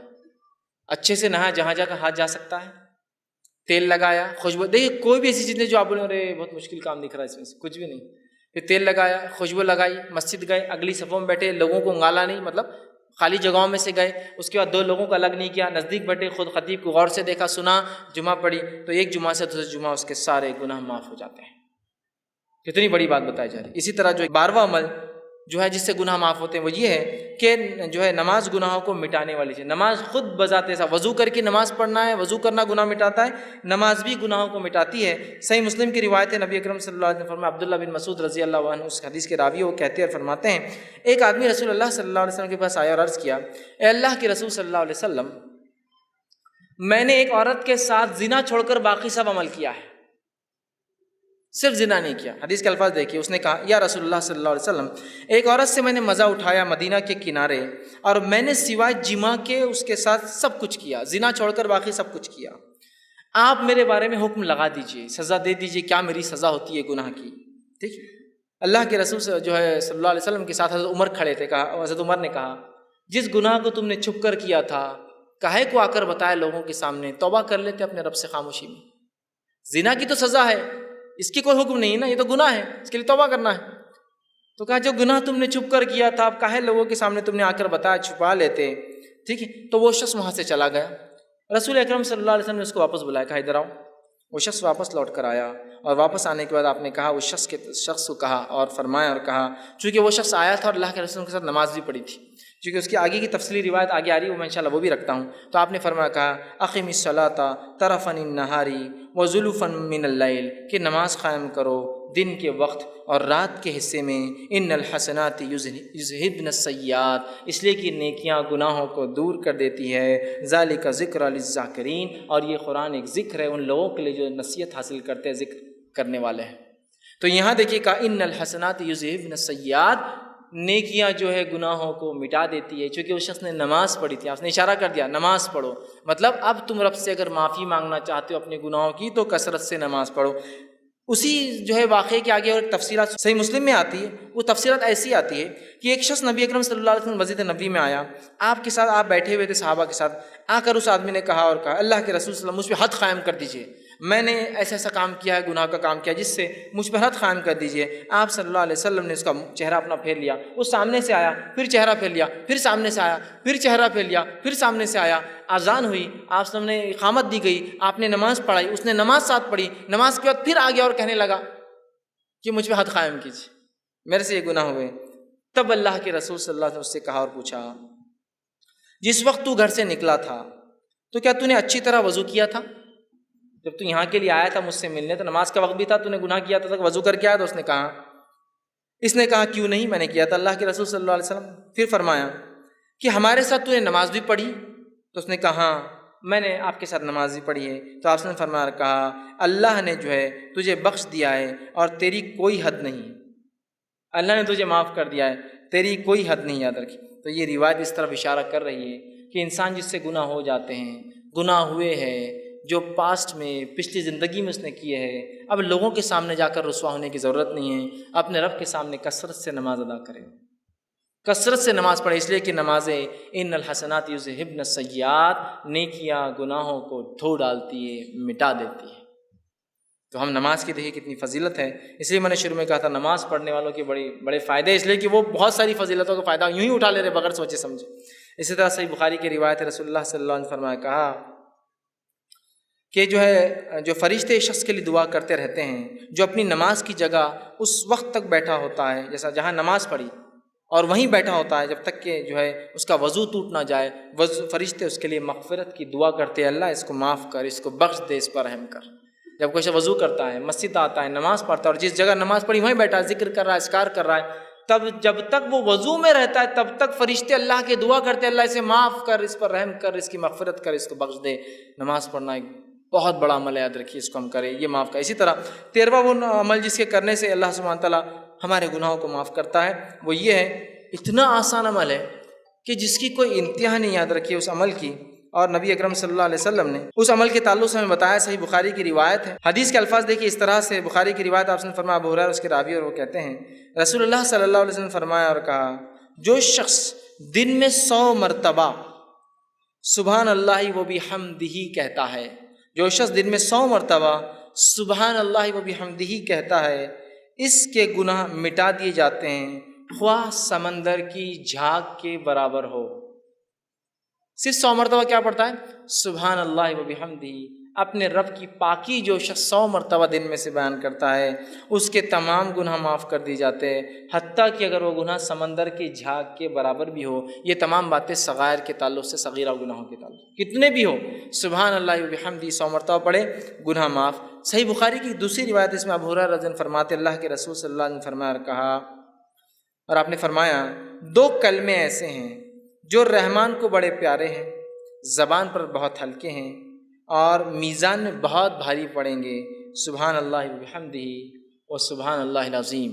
ٹھیک، تو یہاں پہلی روایت میں کہا سبحان اللہ و بحمدہ، جو شخص 100 مرتبہ پڑھتا ہے اگر اس کی برائیاں گناہ سمندر کے جھاگ کے برابر بھی ہو تو یہ اس کو مٹا دیتا ہے، یاد رکھیں۔ تو ہم کوشش کریں کثرت سے اس ذکر کو کریں۔ 100 مرتبہ میں سمجھتا ہوں بہت آسان ہے، ہر نماز کے بعد 20 باندھ لے تو 100 ہو جاتے، 5 نمازوں کے بعد۔ بہرحال کوئی چاہے تو ایک ساتھ بھی پڑھ سکتا ہے۔ اسی طرح جو ہے 14واں وہ عمل 14 جو ہے وہ عمل جسے کرنے سے گناہ مٹ جاتے ہیں، اس عمل کے تعلق سے آپ نے فرمایا، اور وہ عمل ہے جسے 100 گناہ معاف ہو جاتے ہیں، 100 سنس معاف ہو جاتے ہیں۔ وہ کیا ہے؟ ابو ہریرہ رضی اللہ عنہ فرماتے، صحیح بخاری کی روایت، آپ نے فرمایا اور کہا، جو شخص لا الہ الا اللہ وحدہ لا شریک لہ لہ الملک ولہ الحمد وہو علی کل شیء قدیر، ایک دن میں 100 بار کہتا ہے لا الہ الا اللہ وحدہ لا شریک لہ لہ الملک ولہ الحمد وہو علی کل شیء قدیر، عام زبان میں اس کو چوتھا کلمہ بولتے ہیں۔ جو شخص اس کو 100 مرتبہ پڑھتا ہے تو آپ نے فرمایا اس کا ثواب کیا ہے؟ 10 گردن آزاد کرنے کا ثواب، 10 غلاموں کو آزاد کرنے کا ثواب، 100 نیکیاں لکھی جاتی، 100 اس کے بارے میں جو ہے جس کو کہیں گے گڈ ڈیڈز لکھے جاتے ہیں، نیکیاں لکھی جاتی ہیں۔ پھر فرمایا اس کی 100 نیکیاں لکھی جاتی ہے اور 100 برائیاں اس کی مٹا دی جاتی ہے، اور شیطان کے وسوسوں سے، شکنجے سے، اس کے جو ہے بہکانے سے، پھسلانے سے وہ شخص جو ہے شام تک محفوظ رہتا ہے۔ جب سے پڑھا صبح سے لے کر شام تک محفوظ رہتا ہے۔ دیکھیے کتنا آسان کلمہ ہے، اس کلمے کو جو 100 مرتبہ 10 غلام آزاد کرنے کا ثواب، 100 نیکیاں لکھ دی جاتی ہے، 100 برائیاں مٹ جاتی ہے، اور اس صبح سے لے کر شام تک شیطانی پورے حملوں سے وہ اپنے نفس کو محفوظ کر لیتا ہے۔ تو ہم کوشش کریں کثرت سے جو ہے اس کلمے کو پڑھیں، بہت آسان ہے یاد رکھیں۔ اسی طرح 15واں عمل جس کے پڑھنے سے جو ہے گناہ معاف ہوتے جو حدیث میں آتا ہے وہ یہ ہے نماز کے بعد تسبیحات کا کہنا۔ نماز کے بعد تسبیحات کہنا صحیح مسلم کی روایت ہے، آپ صلی اللہ علیہ وسلم فرمایا اور کہا، جو شخص ہر نماز کے بعد 33 مرتبہ سبحان اللہ، 33 مرتبہ الحمدللہ اور 33 مرتبہ اللہ اکبر کہتا ہے، جو کہ 99 ہوتے ہیں، اور پھر 100 کہتا ہے، مطلب 100ویں بار کہتا ہے لا الہ الا اللہ وحدہ لا شریک لہ لہ الملک ولہ الحمد وہو علی کل شیء قدیر، وہ پچھلا کلمہ جو تھا، تو آپ نے فرمایا کہ اس کی جو ہے ساری خطائیں معاف کر دی جائیں گی، اگرچہ سمندر کے جھاگ کے برابر کیوں نہ ہو، پورے اس کے گناہ معاف کر دیے جاتے ہیں، چاہے سمندر کے جھاگ کے برابر کیوں نہ ہو۔ کتنا آسان ہے نا، 33 مرتبہ سبحان اللہ، 33 مرتبہ الحمدللہ، 33 مرتبہ اللہ اکبر، آخر میں کہنا ہے لا الہ الا اللہ وحدہ لا شریک لہ لہ الملک ولہ الحمد وہو علی کل شیء قدیر۔ اور رسول اکرم صلی اللہ علیہ وسلم ہر نماز کے بعد یہ کیا کرتے تھے، آپ کا یہ معمول تھا، یاد رکھیے، عادت شریفہ تھی کہ ہر نماز کے بعد یہ ذکر و اذکار، اور بھی ہے لیکن اس میں یہ بھی شامل آپ ہمیشہ کیا کرتے تھے۔ ہم بھی کوشش کریں کہ ہر نماز کے بعد معمول بنا لیں کہ ہم ان تسبیحات کو جو ہے پڑھیں۔ 16واں وہ عمل جس سے کرنے سے گناہ معاف ہونے کی جو بشارت دی گئی، بات بتائی کہ وہ یہ نیک لوگوں کی مجلس میں بیٹھنا، اللہ کا ذکر جہاں ہو رہا ہے اس مجلس میں بیٹھنا، یہ ہے اس کا ثواب یہ کہ اس سے بھی پچھلے گناہ معاف کر دی جاتے ہیں، انسان کی مغفرت کر دی جاتی ہے۔ صحیح مسلم کی روایت ہے، بہت لمبی حدیث، ابو ہریرہ رضی اللہ عنہ حدیث کے راوی ہے، اس حدیث کے اندر ہے کہ فرشتے جو ایسی مجلسوں کو ڈھونڈتے رہتے ہیں جہاں اللہ کا ذکر ہوتا ہے، جب وہ ایسی مجلسوں کو پا لیتے تو ایک دوسرے کو اشارہ کرتے ہیں کہ ویسی مجلس مل گئی جہاں اللہ کا ذکر ہو رہا ہے، اور پھر سارے فرشتے آ جاتے ہیں اور وہ فرشتے جمتے جاتے ہیں، حتیٰ کہ جو ہے بہت اوپر تک جو آسمان تک جو فرشتے جو قطار در قطار جو جم جاتے ہیں، اور جو ہے اس کے بارے میں پھر جو ہے اللہ رب العزت ان سے پوچھتا ہے، حالانکہ اللہ کو پتہ ہوتا ہے کیا ہے، تو اللہ پوچھتا ہے کہ میرے بندوں کو کیسے پایا، وہ کیا کر رہے تھے؟ تو کہا اللہ وہ جو ہے تجھ سے جنت کا سوال کر رہے تھے، اور کیا کس چیز سے پناہ مانگ رہے تھے؟ اے اللہ وہ تیرے بندے جو جمع تھے وہ جہنم سے پناہ مانگ رہے تھے۔ تو اللہ رب العزت فرشتوں کو گواہ بنا کر کہتا ہے، اے فرشتوں تم اس چیز پہ گواہ رہنا کہ میں نے ان بندوں کو جو ہے بخش دیا ہے، ان کو جو ہے معاف کر دیا ہے۔ تو فرشتے کہتے ہیں اللہ، اس مجلس میں ایک شخص ایسا تھا جو اپنے کام کے لیے آیا تھا اور آ کر بس آیا تھا یوں ہی بیٹھ گیا، تو اللہ رب العزت فرماتا ہے کہ یہ بندو میں نے اس کو بھی معاف کر دیا، اس لیے کہ ایسی مجلس میں بیٹھنے والا بے نصیب نہیں ہو سکتا، بد نصیب نہیں ہو سکتا۔ مطلب ان مجلسوں کے فضائل دیکھیں، یہ اللہ کا ذکر ہوتا ہے، اور ہمارا معاملہ ہے کہ جو اللہ کا ذکر ہوتا ہے وہ مجلس سے بہت ہم کو کاٹا آتا آنکھ پہ بیٹھنے سے، بہت مشکل ہوتی ہے، ارے اب جاؤ بیٹھو۔ ہاں باقی دوسری مجلسوں میں تو بلا کر میسج کر کے گاڑی میں بٹھا کر اپنے طرف سے پیسہ خرچ کر لے جایا جاتا ہے، نہیں اللہ کے دین کی بات جہاں ہو رہی ہے، ارے نہیں وہ وہ نہیں ہو رہا ہے. اور دین کی بات بھی سننے میں مزہ اور بد مزہ والا معاملہ چلتا ہے نا. جمعے کا خطبہ سنیں, بہت مزہ آ گیا آج, بہت مزہ آ گیا. یہ کیسا مزہ آتا ہے میرے کو سمجھ میں نہیں آتا. دین کی بات سیکھنا ہے, مزہ اور بہت مزہ آ گیا آج. ارے وہ وہاں مزہ نہیں آتا. وہ مقرر ہے کہ ارے بہت مزہ آتا, ارے انہوں نے مزہ نہیں آتا. دین کی بات سیکھنا, اس مجلس کے فضائل تو سنیے. یہ نہیں کہا کہ وہاں بہت اچھا مقرر ہے, بہت مزے والی باتیں کر رہا ہے, تم کو ساری مجلس کا تذکرہ جو اللہ کا ذکر ہو رہا ہے, چھوٹی ہو سکتی بڑی ہو سکتی. تو اللہ پوچھتا ہے, فرشتے ڈھونڈتے رہتے ایسی مجلسوں کو, جب پا لیتے دوسروں کو بلاتے, جمع ہو جاتے آسمان تک. اللہ کو حالانکہ سب پتہ ہے, پھر بھی اللہ پوچھتا ہے کیا, کہاں پایا, کیا کر رہے تھے, کیا مانگ رہے. تو کہا اللہ جنت کا سوال کرتے ہیں, کس چیز سے بچنا چاہتے تھے, اللہ تجھ سے جہنم سے جو ہے بچنا چاہتے ہیں. اللہ کہتا ہے فرشتوں گواہ رہنا, میں نے معاف کر دیا. فرشتے کہتے ہیں اس مجلس میں ایسا انسان تھا جو یوں ہی آ کر بیٹھا تھا. اللہ نے کہا, اللہ سبحانہ وتعالیٰ فرماتا ہے یہ مجلس ایسی نہیں ہے جس میں بیٹھنے والا جو ہے بد نصیب ہو, مطلب وہ بھی اس کا فائدہ اٹھا لیتا ہے. اندازہ لگائیے اللہ کے ذکر کا کتنا بڑا فائدہ ہے. ہم کوشش کریں ایسی مجلسوں میں جائیں اور اس کا اہتمام کریں کہ اللہ کا ذکر ہو. ورنہ ہمارے پاس جو مجلسیں ہوتی ہے دنیاوی بات, فالتو باتیں, اور پتہ نہیں کیا کیا مجلس سجتی, مجھے بہرحال بتانے کی ضرورت نہیں. کوئی حرام کاریوں کی مجلسیں سجا رہا ہے, کوئی برائیوں کی مجلسیں سجا رہا ہے, لوگوں کو دعوت دی جاتی ہے. اور جب دینی مجلسوں کا بات آتا ہے لوگوں کی آنکھ پہ کانٹے کھڑے ہو جاتے ہیں, اس لیے کہ وہاں بہت مشکل ہوتی ہے, وہاں مشکل ہوتی ہے. بہرحال اس کو سمجھ نہیں. اسی طرح 17واں وہ بات, وہ گناہ, وہ عمل جس سے کرنے سے گناہ معاف ہوتے ہیں, وہ یہ ہے کہ گناہ کی بات فوراً اللہ کی طرف رجوع ہونا. گناہ ہوا, اللہ کی طرف رجوع ہو جائیے کہ اللہ مجھ سے یہ گناہ ہوا, اور توبہ کرنا فوراً یہ گناہوں کو معاف کر دیتا ہے. ابو ہریرہ رضی اللہ عنہ حدیث کے راوی, بخاری کی حدیث ہے, آپ صلی اللہ علیہ وسلم نے فرمایا کہا, حدیث کچھ اس طرح سے کہ نبی اکرم صلی اللہ علیہ وسلم سے جو ہے آپ نے فرمایا کہا, ایک بندہ ہے جو گناہ کرتا ہے اور گناہ کرنے کے بعد عرض کرتا ہے اللہ مجھ سے گناہ مجھے معاف کر دے. اللہ تعالیٰ کہتا ہے فرشتوں سے, اے فرشتوں میرا ایک بندہ ہے جسے معلوم اس کا ایک رب ہے, اور وہ اس کو معاف بھی کر سکتا ہے اور اس کو سزا بھی دے سکتا ہے جو ہے, اور جو ہے میں نے اس کو جو ہے معاف کر دیا. پھر وہ بندہ دوسرا جو ہے ایک اور بار پھر خطا کرتا ہے, پھر وہ کہتا ہے اللہ مجھے معاف کر. اللہ کہتا ہے فرشتوں میرا ایک بندہ ہے جسے پتہ ہے اس کا ایک رب ہے جو معاف بھی کرتا ہے اور گرفت بھی کر سکتا ہے, اور میں نے اس کو جو ہے معاف کر دیا. پھر وہ ایک خطا کرتا ہے, پھر کہتا ہے اللہ مجھ سے گناہ ہوا. اللہ کہتا ہے فرشتوں میرا ایک بندہ ہے جو جانتا ہے اس کا ایک رب ہے جو معاف بھی کرتا ہے لیکن پکڑ بھی کرتا ہے اگر وہ جانتا ہے کہ دونوں ہو سکتا ہے. تم گواہ رہنا, اس نے مجھ سے 3 بار معافی مانگی اور میں نے اس کو جو بخش دیا اور اس کو معاف کر دیا. گناہ ہوتے ہی فوراً معافی مانگنا. لیکن میں نے شروعات میں بات واضح کر دی تھی, اس کا ہرگز معنی یہ نہیں کہ آپ گناہ کریں اس لیے کہ اب بتایا جا رہا ہے اتنے جلدی معاف ہو جاتے ہیں. جیسے بہت سارے لوگ ہوتے ہیں, لوگوں کو خوب تکلیفیں پہنچاتے ہیں, خوب اذیتیں دیتے ہیں, اور اس کے بعد کہاں چلے گئے وہ صاحب, حج کو چلے گئے, وہ حج کو چلے گئے. ایک صاحب مجھے بتانے لگے کہ میں ایک صاحب کے پاس گیا, وہ ایک سنستھا سوسائٹی چلاتے تھے, میں نے ان کو پیسہ دیا جاب کے لیے, وہ مجھے 5-6 سال ٹھگا دیا, کوئی جاب واب نہیں ملی. اس کے بعد میں ایک بار گیا اور کہا اب تو پیسے دے دو, اللہ تم کو معاف نہیں کرے گا. تو بولے میری معافی پہلے ہی ہو گئی. تو صاحب نے کہا ایسے کیسے, میں نے حج کر کے آ گیا نا. بولے تو جتوں کا پہلے لیا تھا حج کر کے آ گیا تو پورا کلیئر کر دیا, بولے پرانا اب میرے پہ نہیں رہا. تو اندازہ لگے گویا حج کو ہم نے ایک طریقہ بنایا گناہ کرنے کا.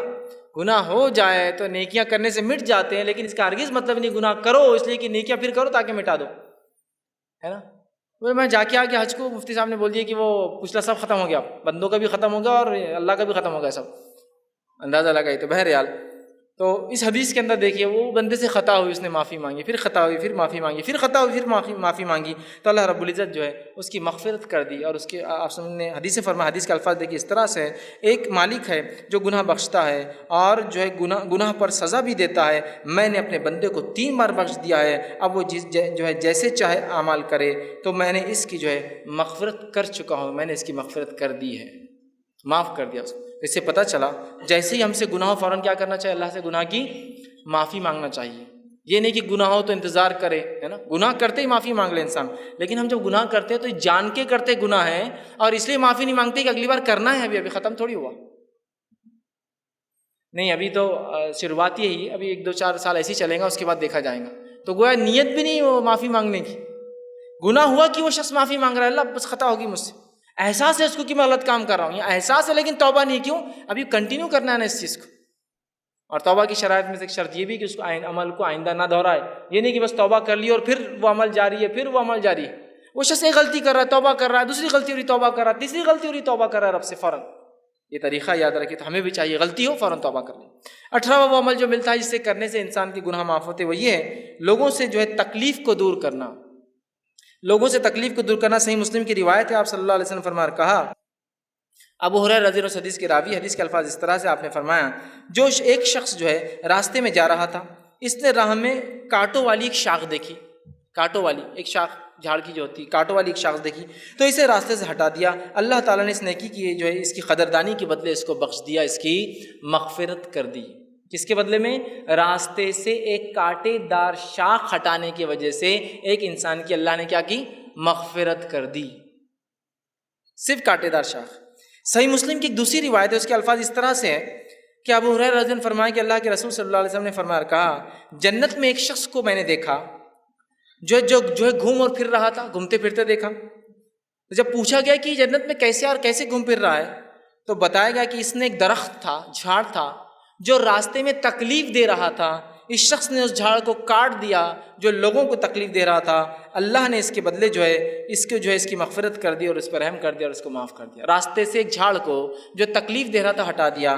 اس سے پتہ چلتا ہے کہ تکلیف کو راستے سے ہٹانا، لوگوں کو تکلیف دینے والی چیزوں کو ہٹانے سے کیا ہوتی ہے؟ اللہ ہمارے گناہوں کو معاف کرتا ہے، ہماری مغفرت کرتا ہے۔ اب اللہ ہم پر رحم کرے، ہم راستے میں تکلیف دہ چیز جاننے کو اپنا مقصد حیات سمجھنے لگ گئے ہیں نا۔ اچھا خاصا روڈ ایک جھاڑ لگا دو، بولے جھاڑ لگائیں گے تو پھر دکان کا ٹپ آگے کر دیں گے، پھر کمرے کو آگے بڑھا لیں گے، پھر سب آگے بڑھ جاتا۔ پھر اگلے 2 4 10 12 سال کے بعد ایک اور جھاڑ آگے لگا دو، پھر اس کو کیج بنا دو، پھر اس تک ایک دیوار، پھر گھر تھا 10 فٹ پیچھے اور ابھی 12 فٹ روڈ پہ آ گیا، دھیرے دھیرے جھاڑ لگاتے جاؤ، گھر آگے بڑھاتے جاؤ۔ اس شخص نے ایک جھاڑ جو راستے میں تکلیف دے رہا تھا کاٹ دیا۔ عام اعتبار سے جھاڑ نہیں کاٹنا چاہیے، یاد رکھیے، بلا وجہ، لیکن ضرورت تھی۔ ایک شخص نے کانٹے دار جو ہے چھڑی جو راستے میں پڑی تھی ہٹا دی، جو لوگوں کو چبھ رہی تھی۔ آج ہم لوگوں کے راستے بند کرنے کانٹے لگا دیتے ہیں، لبھو ذرا لوگ جا رہے ہیں، یہاں سے راستہ ذرا بند کرنا پڑے گا۔ یہ الگ بات ہے کسی کی زمین جائیداد ہو اور لوگ اس میں گھس رہے ہوں تو آپ روک سکتے ہیں، لیکن لوگ رکا رہے نہیں، یہ راستے کو اپن ختم کر دیں گے، تھوڑی دیر بعد اپنے گھر کو اپن ادھر سے بند کر کے پورا لے لیں گے ایریا، لگا دو کانٹے۔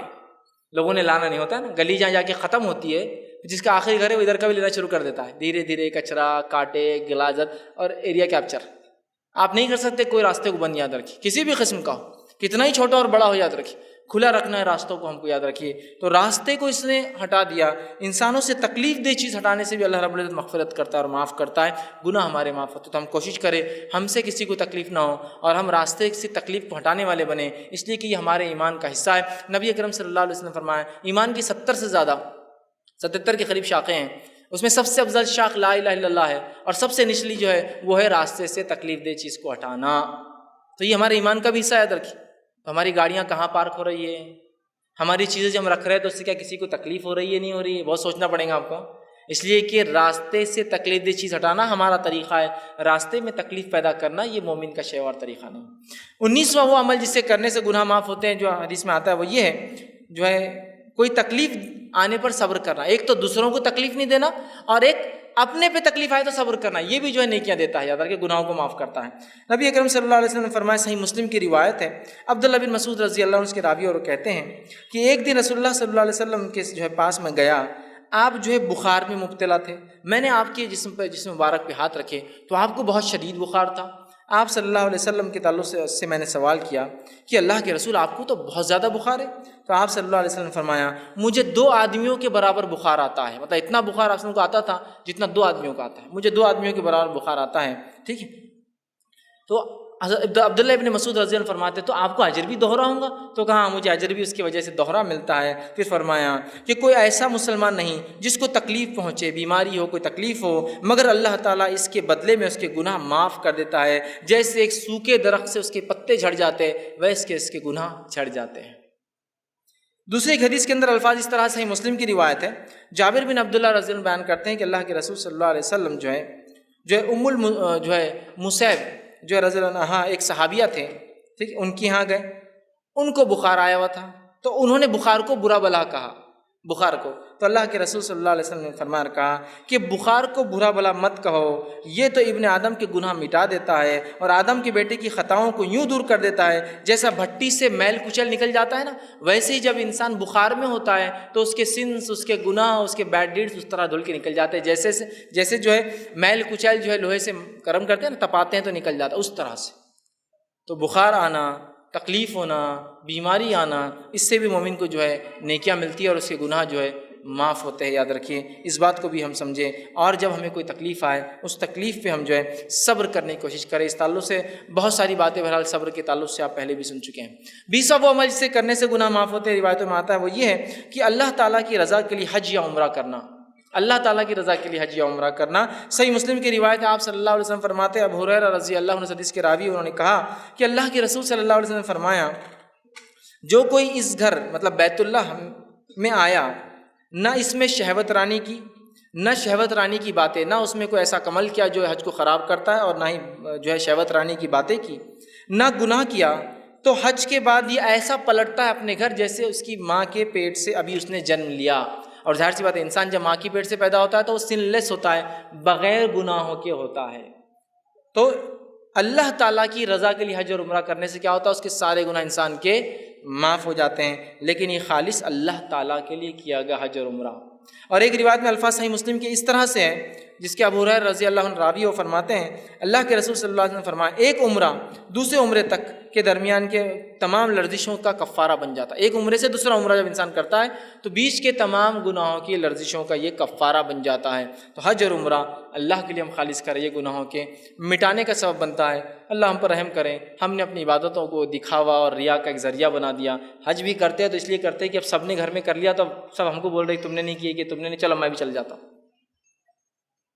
اندازہ لگائیے، حج اس لیے کر رہے ہیں کہ اتنی دعوتیں کھا لی ہے لوگوں کی کہ اب شرم آ رہی ہے، تو لہٰذا اب اپنے بھی ضروری حج کو جانا چاہیے تاکہ کوئی آ کے ہمارے گھر بھی کھائے۔ اندازہ لگائیے اس حد تک ہو رہا ہے۔ تو حج کو ہم دکھاوے کے لیے نہیں، خالص اللہ کے لیے کریں، سارے پچھلے گناہ معاف۔ دیکھیے پہلے نماز کے تذکرہ آیا، اب حج کا آ رہا ہے۔ فرائض سب سے اہم چیزیں یاد رکھیے، اس کو ادا کرنا یہ سب سے بڑی چیز ہے، اور یہ گناہوں کے معاف کرنے کا سب سے بہترین ذریعہ، اللہ سے نزدیکی کے سب سے بہترین ذریعہ۔ فرائض کے بعد نفل کرنے سے اللہ اور خوش ہوتا ہے، یاد رکھیں، لیکن خالی نفل کچھ کام کے نہیں جب تک فرائض نہ ہو۔ بہت سے لوگ ہوتے ہیں فرائض چھوڑ دیتے اور نفل میں لگے ہیں، فرائض کے بعد نفل اللہ قبول کرتا ہے، یاد رکھیں۔ اسی طرح 21واں عمل جسے کرنے سے گناہ معاف ہوتے ہیں، وہی یوم عرفہ اور عاشورے کے دن کا روزہ رکھنا۔ یوم عرفہ اور عاشورے کے دن کا روزہ رکھنا، 9 ذی الحجہ کا اور 10 محرم کا روزہ رکھنا، یہ بھی گناہوں کو معاف کرتا ہے۔ صحیح مسلم کی روایت ہے، آپ صلی اللہ علیہ وسلم نے فرمایا اور کہا، عرفے کے دن کا روزے کے بارے میں پوچھا گیا تو آپ نے فرمایا اور کہا کہ یہ جو ہے 1 سال گزرے ہوئے اور 1 سال آنے والے گناہ کا مطلب 2 سال کے گناہ کا کفارہ ہے۔ اور پھر فرمایا کہ جو 10 محرم کا جو عاشورے کا روزہ ہے وہ 1 سال کے گزرے ہوئے گناہ کا کفارہ ہے۔ مطلب عرفے کا ایک روزہ 2 سال کے گناہوں کا کفارہ، اور عاشورہ کے 2 روزے ہوتے ہیں، ایک 9 کا یا 10 کا آپ رکھ سکتے ہیں، وہ 1 سال کے گناہوں کا کفارہ ہے۔ تو کتنا اہم عمل ہے، لیکن اس کو بھی ہم بآسانی چھوڑ دیتے ہیں، آئیں گا عاشورہ دیکھا جائیں گا، سنت تو ہے نا، اتنا کوئی ضروری عمل نہیں، اس لیے کہ فرض تو باقی ہم پورے کر رہے ہیں نا۔ بہت اہم عمل اس لیے کہ پچھلے 1 سال اور اگلے 1 سال کے گناہ معاف، 1 روزے سے اور 2 روزے سے 1 سال کے گناہ معاف، اس سے بڑا کیا ہو سکتا ہے کہ ایک دن 10-12 گھنٹے 15 گھنٹے بھوکا رہنا ہے اور اللہ سے 1 سال کی مغفرت کروا لینا ہے۔ یہ بڑی اہم بات ہے، یاد رکھیے، بہت سمجھنے کی ضرورت ہے، اور کوئی بھی عمل کو معمولی نہ سمجھے، ہم دین کے کرنے کی کوشش کریں۔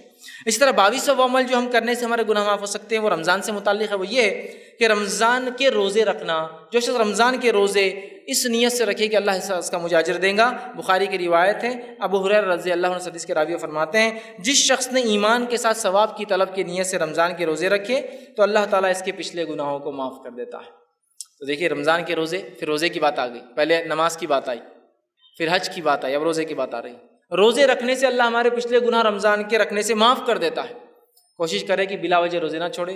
خاص طور سے دیکھا ہے تو عورتیں بہت روزے چھوڑتی ہیں، مرد بھی چھوڑتے بہانے اور بڑے ان کی عادتیں اور لت اور فلاں فلاں، لیکن عورتیں بہت وہ کرتی ہیں، اس لیے کہ والدین بولتے نہیں بچی ہے، ایک بچی کمزور رہتی بچیاں، اس لیے ہم روزہ نہیں رکھا ہے، اور وہ کمزوری اور نہیں رکھانے میں شادی ہو گئی، پھر اس کے بچے ہو گئے، فلاں ہو گئے، بیچاری کو عادت ہی نہیں لگی روزے کی کبھی۔ روزہ رکھے تو چکر آ رہے، روزہ رکھے تو گر جاتی، روزہ رکھے تو ہیموگلوبن کم ہو جا رہا، روزہ رکھے تو فلاں ہو جا رہا، روزہ رکھے تو یہ ہو جا رہا، عادت نہیں ہے نا۔ 10 سال ہو جاتے انسان بالغ ہوتا ہے، روزہ رکھنا ہے تو آپ پہلے سے ٹریننگ دیجیے نا۔ عمر بن خطاب رضی اللہ عنہ کو دیکھا گیا، چھوٹے چھوٹے ان کے بچے تھے، آپ نے روزہ رکھوایا۔ کسی نے کہا امیر المومنین آپ کے بچے چھوٹے، روزہ کیوں رکھوایا؟ کہا عادت ڈالنے کے لیے۔ ظاہر سی بات 10 سال میں نماز فرض ہے تو روزہ بھی ہے، تو اچانک اب 10ویں سال کا بچہ پورے 30 روزے رکھیں گا، ٹریننگ دینا پڑیں گی نا۔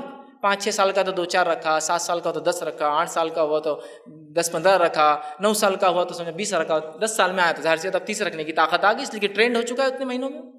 بہرحال یہ کرنے کی ضرورت ہے، رمضان کے روزے رکھنا۔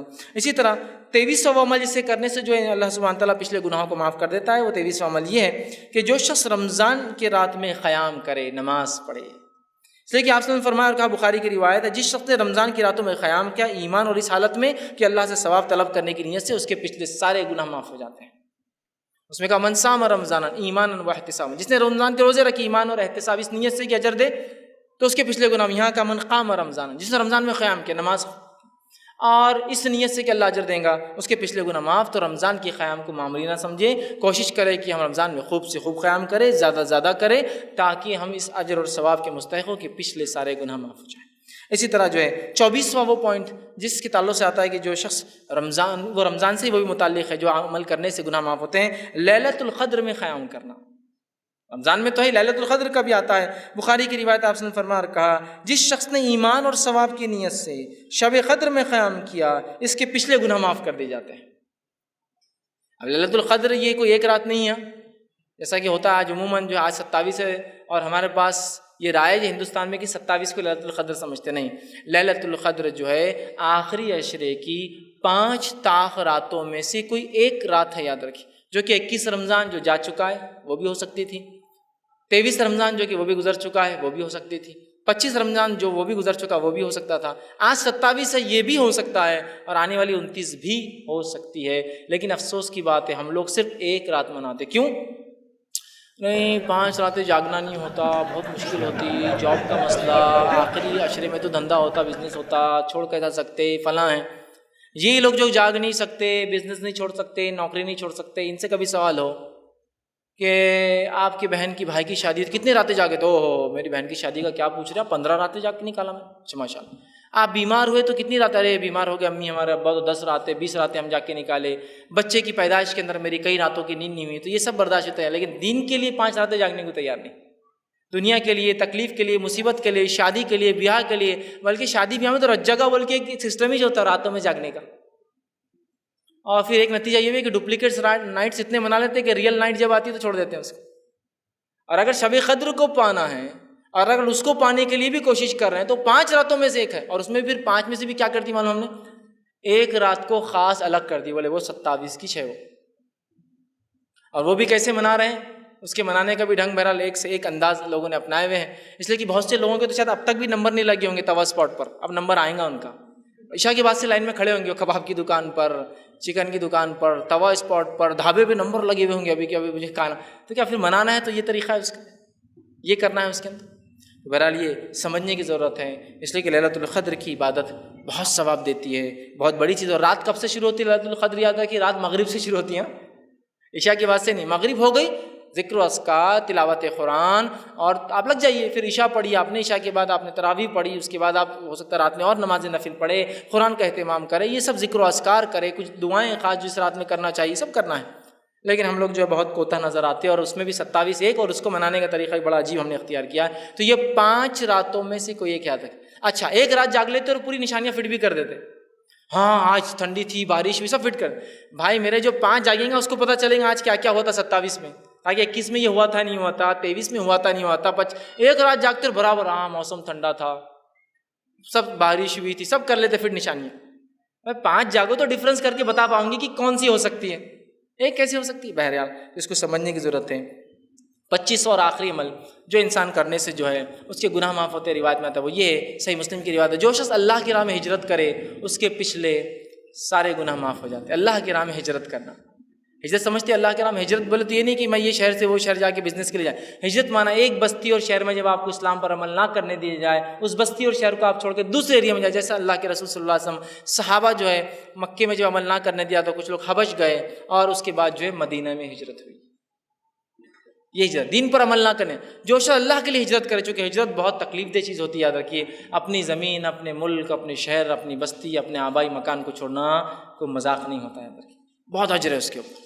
تو وہ کیا، اور آخری پوائنٹ جو 26واں میں نے آپ سے کہا تھا، لیکن وہ ایک ایسا پوائنٹ ہے جو اس شخص کے لیے ہے جو مسلمان نہیں اس کے لیے ہے، وہ شخص کہ اگر وہ بھی یہ کام کرتا ہے تو اس کے پچھلے گناہ معاف ہو جائیں گے۔ وہ صحیح مسلم کی ہی روایت ہے، آپ صلی اللہ علیہ وسلم کے پاس جو ایک صحابی آئے، انہوں نے اسلام قبول کیا، ایمان قبول کیا۔ ایمان قبول کرنے کے بعد کہا اللہ کے رسول صلی اللہ علیہ وسلم اپنے حقیقی رب کو پہچانا اور اس پر ایمان لائے۔ کہ اللہ کے رسول صلی اللہ علیہ وسلم جب میں کفر کی حالت میں تھا 3 بیٹیوں کو دفنایا ہے میں نے ایک کے بعد ایک۔ کیا میرا یہ گناہ معاف ہوگا؟ اور ایک دوسری روایت میں جب خالد بن ولید رضی اللہ عنہ ایمان لائے تو انہوں نے بھی جب ایمان لایا اللہ کے رسول صلی اللہ علیہ وسلم کے ہاتھ بیعت کیا تو کہا اللہ کے رسول کہ اللہ میرے پچھلے گناہ معاف کرے گا جو میں نے اسلام کے خلاف جنگیں لڑی ہیں اور صحابہ کو مارا تھا، آپ نے شہید کیا تھا، کہ اللہ معاف کریں گے؟ تو اللہ کے رسول صلی اللہ علیہ وسلم نے اس شخص کو، خالد بن ولید کو فرمایا تھا کہ اسلام لانے سے پچھلے سارے گناہ معاف ہو جاتے ہیں۔ اس میں حقوق اللہ بھی ظاہر سی بات ہے ایمان والا نہیں تھا، اور حقوق العباد بھی معاف ہے، چونکہ اس نے 3 بیٹیوں کو دفنائے تھے اس صحابی نے۔ خالد بن ولید نے صحابہ کو شہید کیا تھا، لیکن اس کے بعد یہ معافی ہے۔ تو گویا یہ غیر مسلم کے لیے ہوتا ہے کہ اگر وہ سچے دل سے ایمان لاتا ہے، اپنے رب پر خالص کر لیتا ہے اور اپنے پالن کرتا کو، اپنے بنانے والے کو، اپنے پیدا کرنے والے کو پہچان کر اس کے اوپر آستھا، اس کے اوپر ایمان لاتا ہے، اس کے اوپر فیتھ کرتا ہے، اس پر بلیف لا لیتا ہے، تو اس کے بھی پچھلے سارے گناہ معاف ہو جاتے ہیں، اللہ سب معاف کر دیتا ہے، اور ایک نئی زندگی اس کے اس دن سے چالو ہوتی ہے جس دن اس نے اسلام لے آیا۔ تو بہرحال یہ 26واں لیکن ایک الگ پوائنٹ تھا جو ایک غیر مسلم کے لیے لاگو ہوتا ہے، وہ کیسے اپنی معافی کروائے، کیسے اپنے گناہوں کی زندگی سے نکل کر، اس دلدل سے نکل کر وہ آخرت میں سکسیس کو اٹینڈ کرے، آخرت میں وہ جہنم سے بچ کے جنت کا مستحق ہے۔ وہ یہ ہے کہ وہ خالص دل سے اپنے بنانے والے پر ایمان لائے اور اس کے آخری نبی محمد صلی اللہ علیہ وسلم پر ایمان لائے، تو بہرحال اس کی مغفرت ہے، اس کے بھی سارے گناہ معاف ہو جاتے ہیں۔ تو یہ چند باتیں تھیں جو میں نے مناسب، اور لیکن صرف یہ بات یاد رکھیں، صرف یہی باتیں نہیں جو قرآن حدیث میں جو معاف کرتی ہیں، اور بھی بہت ساری آیتیں اور بھی بہت ساری حدیثیں جس میں تذکرے آتے ہیں، یہ عمل سے گناہ معاف ہوتے ہیں، وہ عمل سے گناہ معاف ہوتے ہیں۔